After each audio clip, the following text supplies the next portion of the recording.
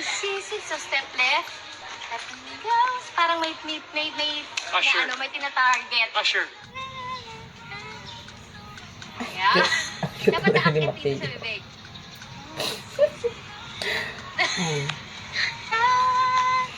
Di. Ikaw lang gusto ko. Ulo? Ha? Bakit si Mateo? Isisig sa step left. Yan.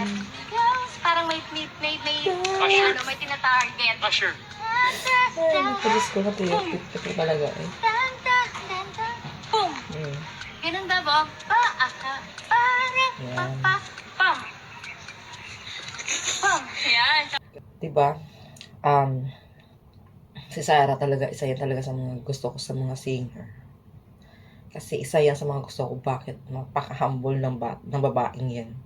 Maganda na, simple. Simple lang, alam mo, hindi siya nahiya na may makeup siya o wala yan, mapicturean siya. She don't care. Kasi nga, kahit wala siyang makeup, maganda pa rin naman talaga siya. At mabait na bata. At saka isa pa, diba, narinig naman natin dati yung issue nila between sa parents niya. Pero pinaglaban yung pagmamahal niya kay Mateo. Pero, naging okay din madang huli. O, di ba? Though hindi naman siya ganun ka-broadcast na now about them. Siguro ginawa na lang na private. Pero at least si Sarah, ginagawa niya yung best niya na respetuhin pa rin yung magulang niya. Andun pa rin yung pagmamahal sa magulang niya. Hindi siya yung naging barumbadang babae. Di ba? Yun ang gusto ko kay Sarah. Kaya,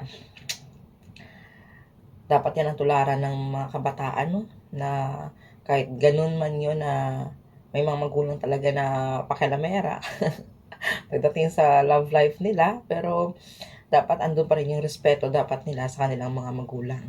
'Di ba? Grabe pinagdaanan ni Sarah, 'di ba, last before, pero hindi siya nagtanim talaga ng galit sa kanyang magulang. Yun lang. Kaya marami nagmamahal yan kay Sarah Geronimo. Grabe siya. The only one Sarah lang talaga yan. At saka, syempre, tinan mo si Mateo. Si Mateo kasi, di ba, ang ganda na. Napanood ko kasi ang vlog ni Miss Karen ba? Yung about saan sila nakastay pag wala silang concert si Sarah or nadudoon sila sa hacienda nila. Grabing lapad, no? Tapos, natuto talaga si Sarah na lalong maging simple na kasi di ba si Mateo simple lang din siya, hindi din siya mayabang at napaka-adventurous din tao, kaya doon yung siguro isa sa mga nagustuhan talaga din ni Sarah sa kanya kasi nga nature's lover talaga din si Mateo eh. So yun.